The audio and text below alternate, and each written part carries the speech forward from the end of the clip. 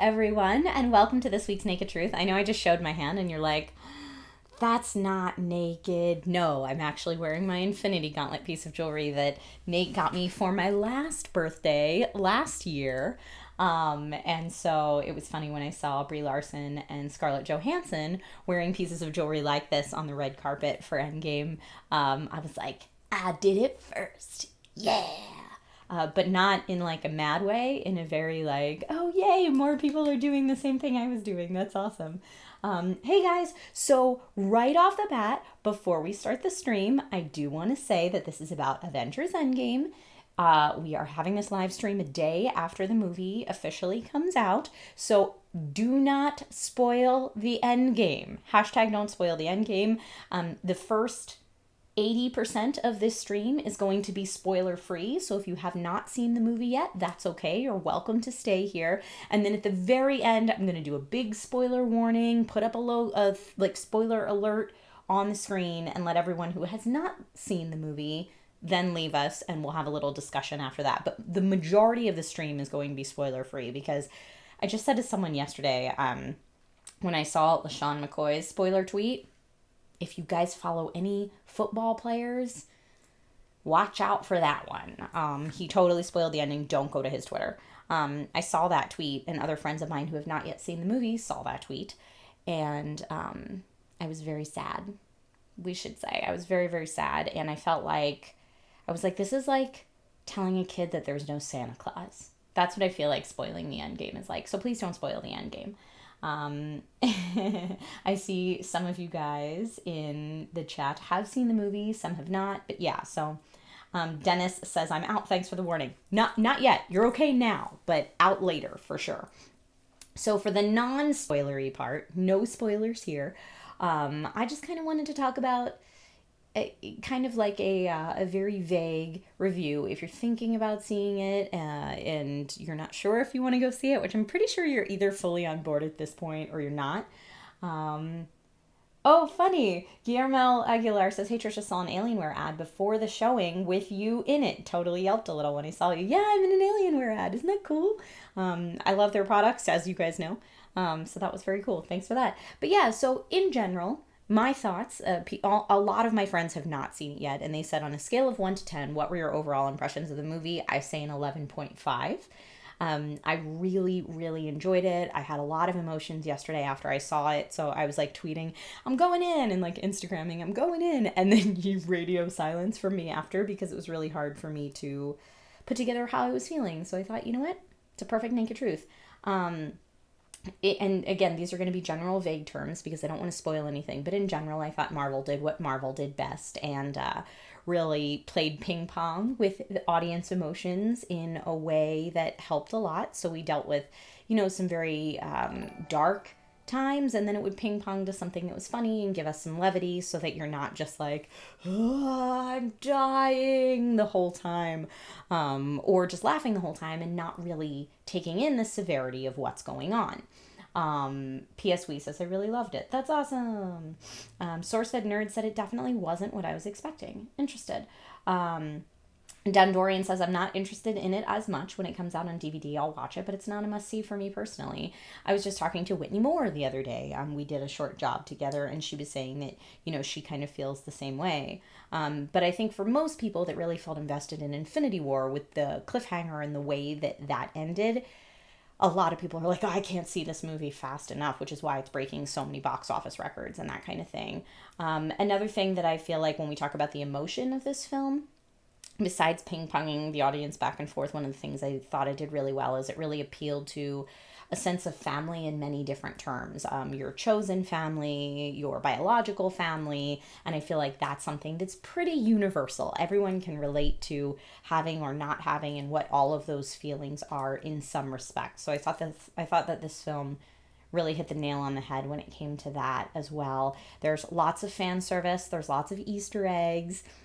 I encourage anyone who is going to go see it to try to marathon as many of the Marvel movies in the Infinity Saga, so in Phase 3, as you can before you go see it, because there will be payoff when you get in there. I said to someone yesterday, and I think I meant it, that it's one of the best movies I have ever seen in my lifetime. And I feel like that's because it does such a good job of taking you on an emotional journey. Now, critically, I have read lots of critical reviews that pick some stuff apart that I can't say I disagree with. So there's a lot of stuff involved with science magic, which, as many of you know, whenever you get to a movie that's like, oh yes, we're going to do this thing because science. I like to call that science magic because it's not actually something that exists, but we believe it for the purposes of the movie. There's a lot of things that are science magic in this film that cause some moments when you actually think about it. But being that you're in the land of make believe, for me, it was easy to just say, you know what, I'm on board. It's fine. But I'm really looking forward to Sci-File. If you guys watch Kyle on Nerdist, his Endgame science episode that's coming out in a few weeks, to see how he breaks it down. That's going to be really interesting. And again, I just want to remind everyone in the chat right now, this is the non-spoiler discussion, so no spoilers in chat, please, either. I'm very, very sensitive to it. Happy birthday, Jeremy Coleman. That's cool. Pee before you go in. That's a good, important note. I actually did not bring any drink. Usually I do get a drink when I go see the movies. I did not for this because I didn't want to miss any of it. It's something I definitely want to see again because I'm sure I will find even more things upon repeat viewings, and I will see it again in theaters, which, as you guys know, is super hard for me to get to see a movie in the theaters.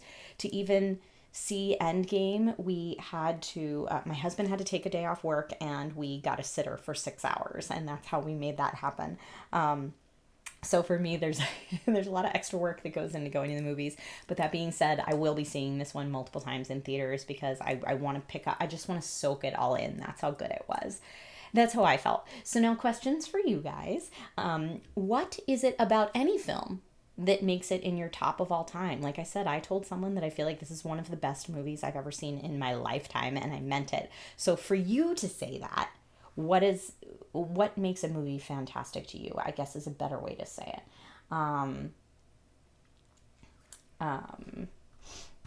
Oh, I see.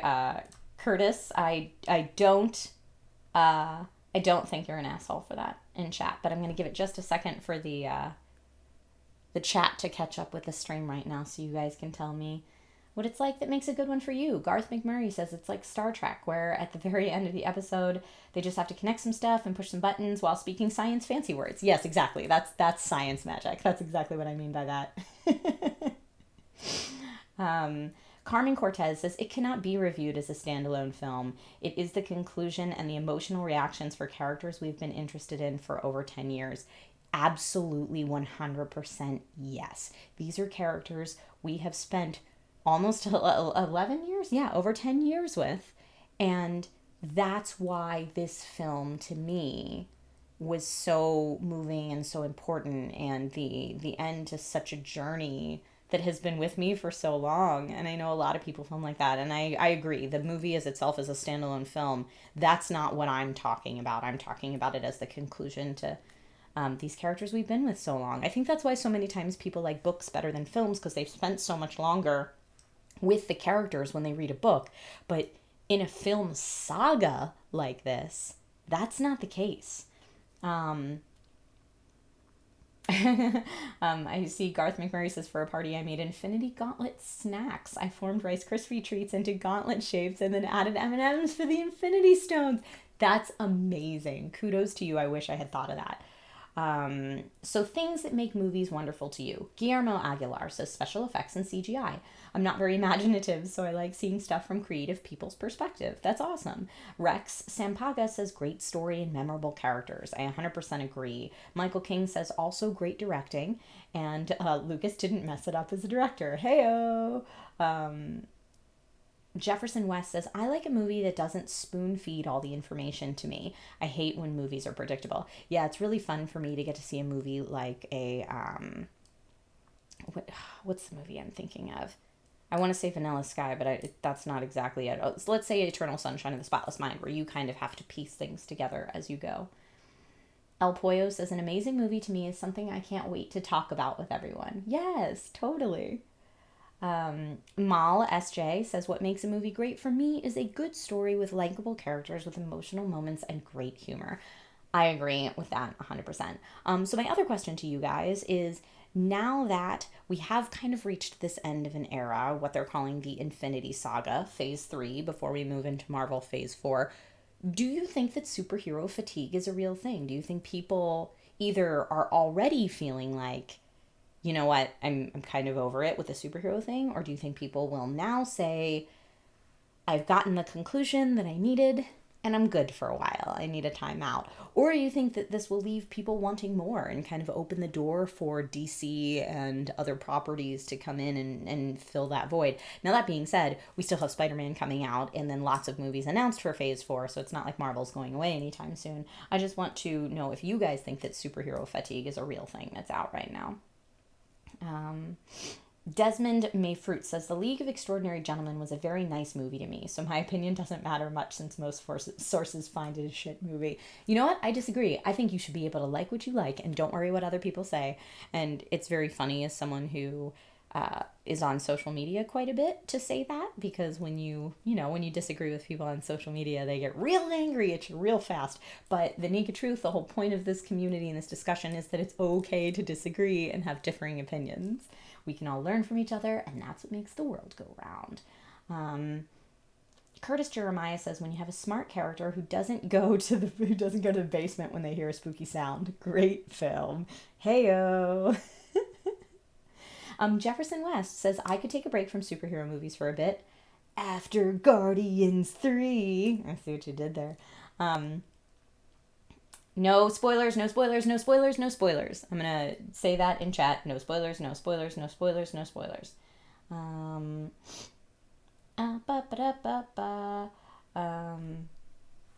We'll get to the spoiler portion of the chat in a little bit. Vito Purpura says it can be a real problem regarding superhero fatigue. Marvel has done a good job, though, of trying to stagger when they release movies so that it's not so bad. El Pollo says, my friend was legitimately thinking that this was it, so I think people just feel satisfied. Michael King says, I wonder how unknown characters like, say, the Eternals will work. I think fatigue is more for DC and the Fox films. Luckily, X-Men is getting paused. Yeah, I mean, we have to care about the characters. In my opinion, you have to care about the character to like a superhero film. And I feel like a lot of the superhero films that maybe did not grab as many people are because we just didn't care enough about the characters. I think Marvel probably had a little bit more of a successful strategy giving us standalone films before we got the Avengers, as opposed to, say, Justice League, which, kind of did half and half. But I feel like we really need to care about them. Christian Polson says, I am certainly tired of superhero movies, but I know y'all nerds are fanatic about them, so there will always be a significant amount of people willing to watch it. And surprisingly, I have people that I know in my life that feel that way about Star Wars. That they're like, I am so over the Star Wars hype, but there are enough people that will go watch them that I guess they're going to be a thing. Llama Dungeon says, yes, fatigue is real. James Gunn's Suicide Squad 2, Spider-Man, and Guardians 3, only sequels have attention right now.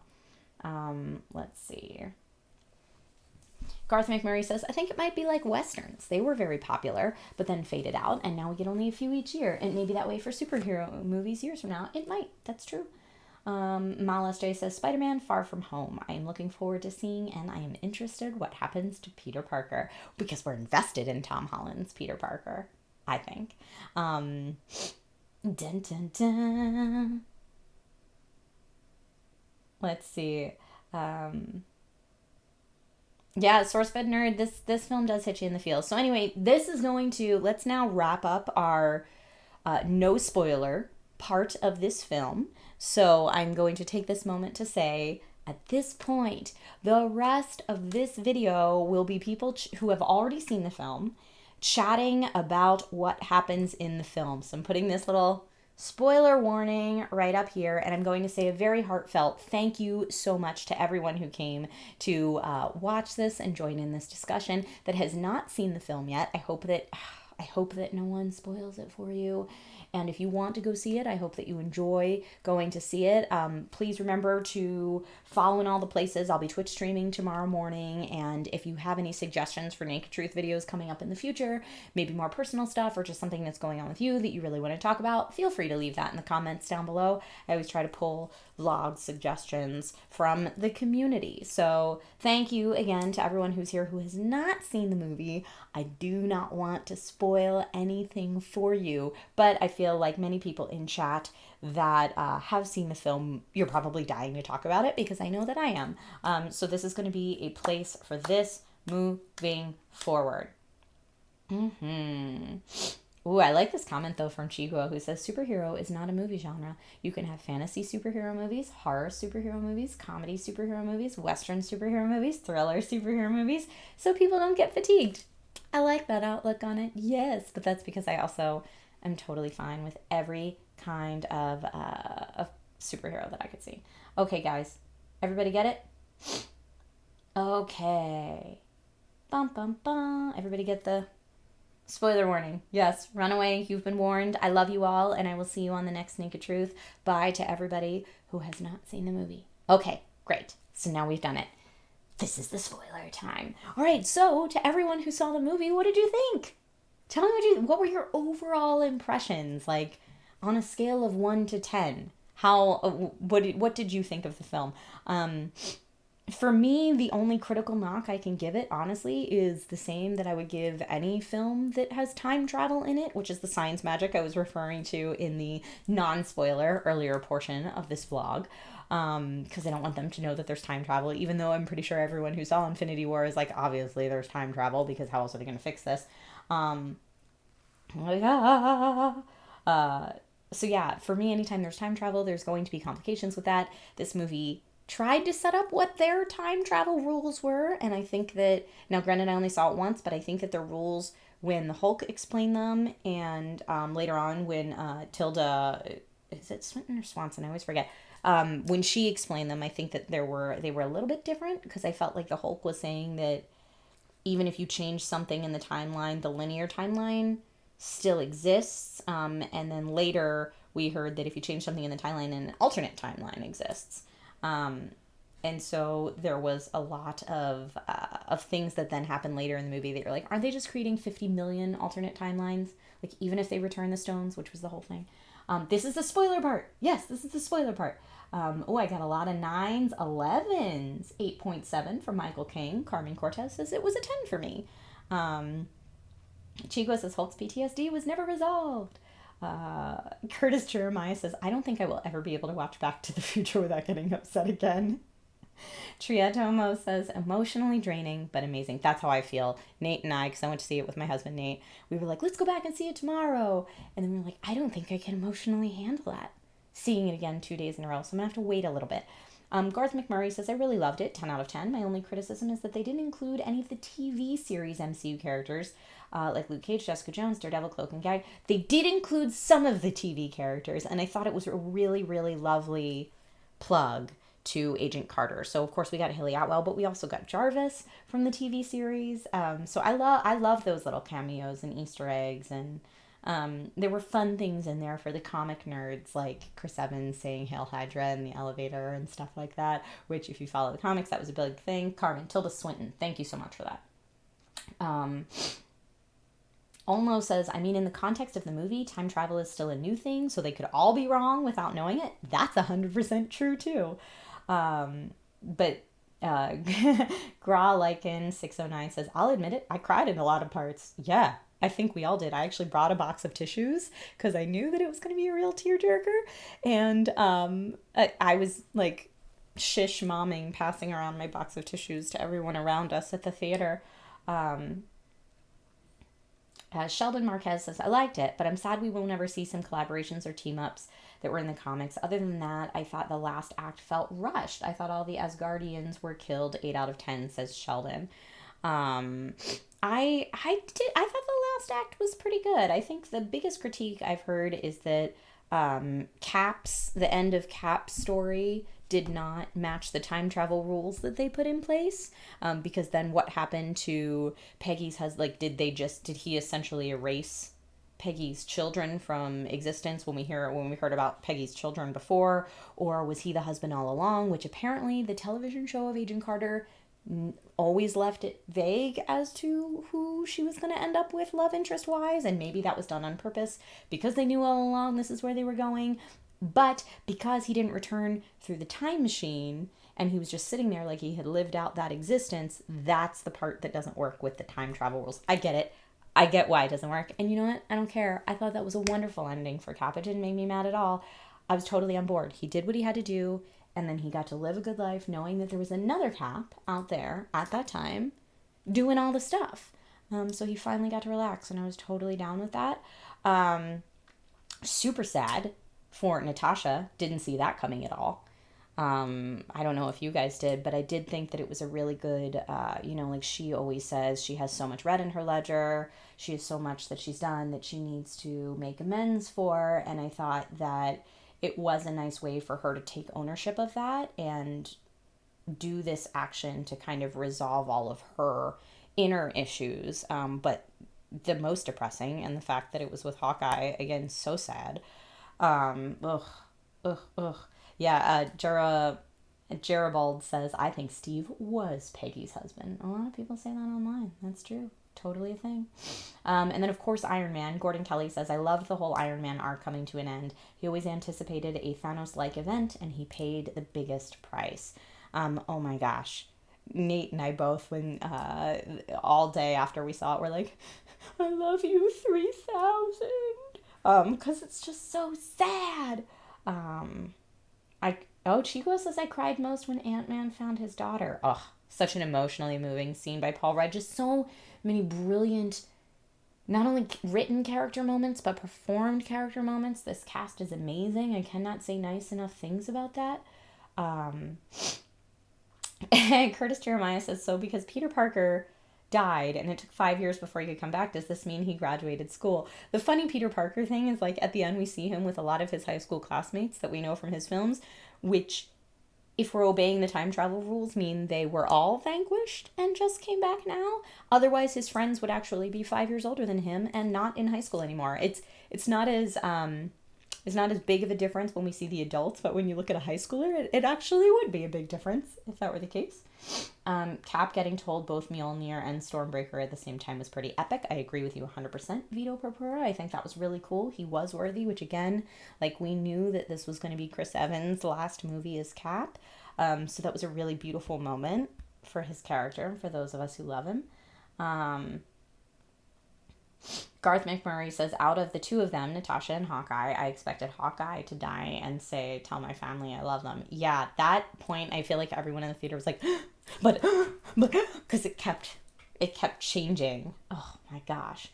Sourcehead Nerd says, I really almost lost composure when Happy was talking to Tony's daughter at the funeral. I know, I agree. I don't think there was a lot of regular schooling after the snap, says Elmo. That's a good point. That's true. I loved Cap's support group after the vanquishing. So good. Vito Purpura says, I want to know why Ant-Man suddenly, after 5 years, popped back out of the quantum realm. If he hadn't come back when he did, none of this would have ever happened. I agree with you, and we are just expected to believe that it's because a rat crawled across the control pad in exactly the right way. Because science magic and movie stuff. And you know what? I'm okay with it.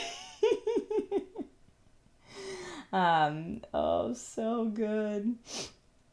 Portugal says, Trish, when will you play a Wonder Woman role? Oh, I don't know, man. Whenever someone wants to cast me is my answer to that. But yeah, such a great send-off for both Cap and for Iron Man, I thought. A beautiful end of the series. I really did feel like this was Robert Downey Jr.'s movie. I felt like Chris Evans was maybe the second lead, but to me, it felt like this movie was Iron Man's story. He actually came out positive from the vanquishing and had the most to lose by going back into this, and we've seen his character arc from the very beginning being a person who struggled with a lot of demons and, you know, being a good guy but also kind of a bad guy and having to work through that. And this arc for him, I think, was awesome. And then with Cap as his character as a close second. But I felt like every Marvel character that we love got their time to shine in a really good way. Like as soon as I saw someone come forth, you know, like a movie like this can be really messy trying to incorporate so much, but I thought they did it in a beautiful way that every time I saw a character I loved, I was like, yes! And I was right there with it, and I felt like they needed to be there in that moment. I didn't feel like they were just added in to check a scene or a character off the list. That was just my opinion. I don't know how you guys felt about that.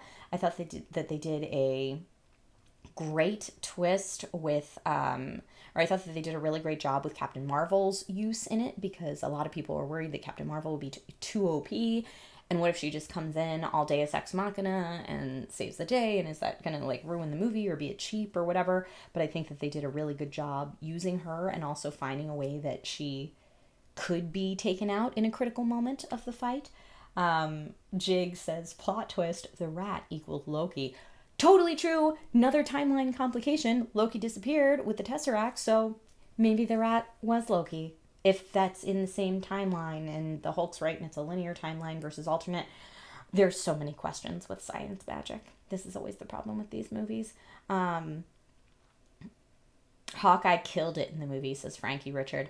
I loved the way that they started the film with Hawkeye's family, because it put me emotionally right back in the same spot I was at the end of Infinity War. And I think it's been so long since Infinity War came out that unless you just watched it, you're like, oh yeah, it was really sad. What are they going to do next? But I didn't have that like just tear my heart out and put it on a platter devastated feeling that I had at the end of Infinity War going into the theater, because I was excited about the film, until they took me right back there. And I thought that was really smart of them to say, oh, no, remember where we were? Remember what's happened, everyone? We'll just put you right back there. Get out the tissue box early. Whew. Gerald says, one of my favorite bits was Doctor Strange. If I tell you what happens, it won't happen. Yeah, that was big. And at that moment, I feel like everyone was like, oh, Tony's gonna die. We all were. Thanos trying to headbutt Captain Marvel and her ignoring the hit was pretty funny, says Vito. I agree with you 100%. Yes, Chiguo, you took everything from me. I don't even know who you are. You will, with Scarlet Witch. That was so good. Like I said, every character that came in there, I was like, yes, you do it. Like I was like jumping out of my seat so much in the final third of the movie, losing my mind. And I wore this to go see it, and I actually hurt myself a few times because there were so many times I was so excited I like did that and like just punched as hard as I could into my other hand because I was stoked, and I totally hurt this hand really bad. It's okay now. I don't think it's gonna bruise, but too much excitement at the movie. They need a disclaimer or something. Michael King says, I really want to see what happens with the old new Gamora and Peter Quill. Yeah, the fact that they brought back old new Gamora means they totally could bring back old new Natasha. So when that was like a thing in the movie we were just supposed to believe, I was like, oh, another science magic problem. But whatever. I'm okay with it.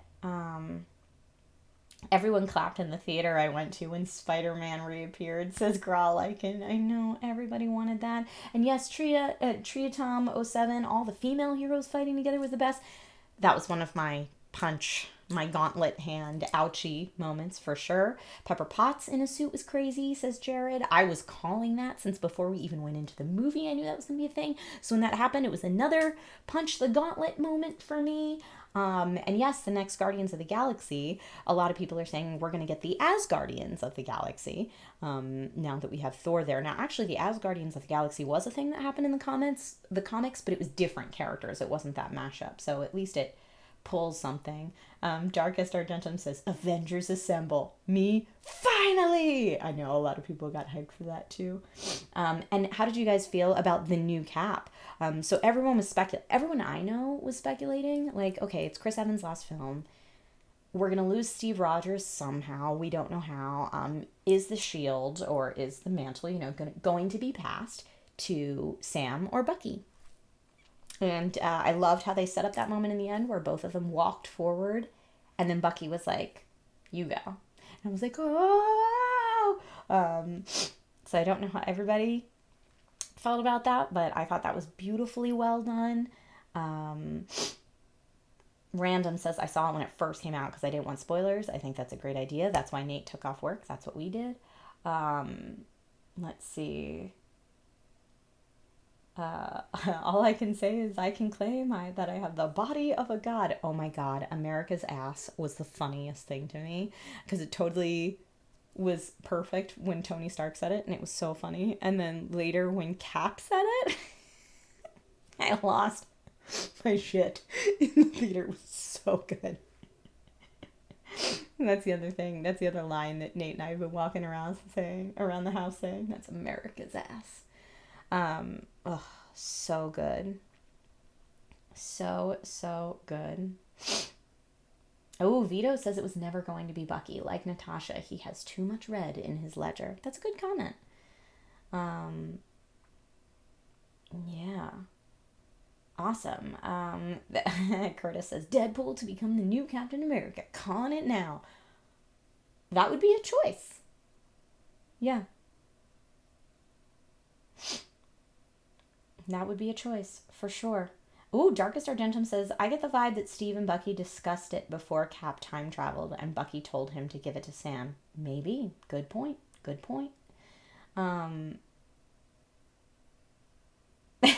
Gerald says, you mentioned the Loki twist, but I'll have to watch it again to see how the science magic explains 2014 Thanos dying without nullifying everything post Guardians of the Galaxy. Time travel. Oh, Curtis Jeremiah, the Hail Hydra moment was so good. It was so good. Tony and his dad really hurt. Oh, it so did. And Darkest Argentum says, this is a great idea, says you should give Nate some shorts that say America's ass. I should totally do that on my merch page. I should make like dudes boxers that say America's ass, and ladies, because why not? And put them on my merch site. I'm going to like write that down right now as something to do. Where's the pen? Thank you for that. Because it's so funny. I don't know if it exists already. Someone probably made it, but if it doesn't already exist, I'm totally going to do it. And what's the other thing that they kept saying? Whatever happens. How do they say that? Whatever that line was, I feel like that would make a really good shirt and stuff too. People are going to get it. You guys are saying you're surprised by all the cameos. Great. Yes. Jefferson West says, wait. When Steve was snogging Agent 13 in Civil War, that was his niece? You know, if you believe the fan theory that Steve was her hubby all along, then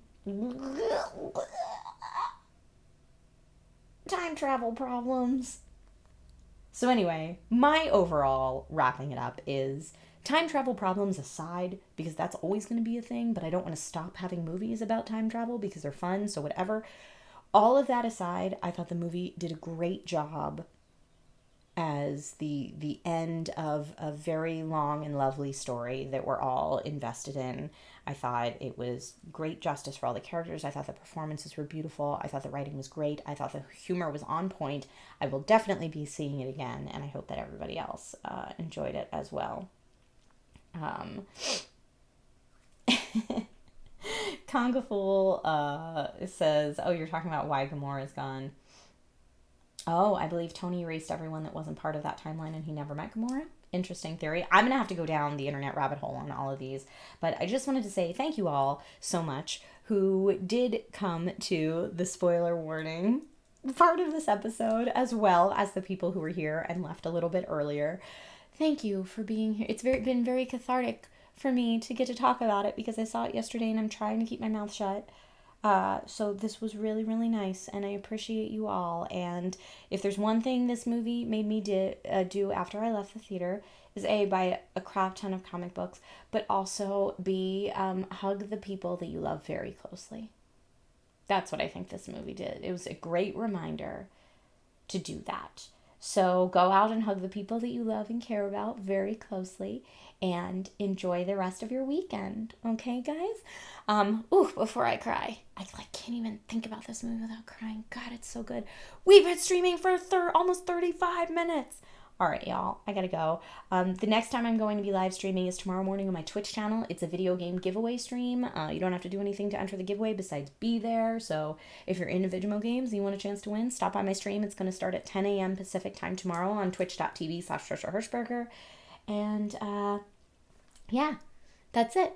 And if you have any future suggestions that you want to leave in the comments, do that for future Naked Truth suggestions. And also, please, I'm going to put like top comment in this for the VOD. Do not spoil the end game in the comments. I know we were talking about it a lot here. Do not spoil the end game in the comments for anyone who might be there that hasn't seen it yet. I just don't tell the proverbial little kids there's no Santa Claus. That's how I feel about it. All right. Bye, everybody. Thank you for tuning in, and I'll see you next time.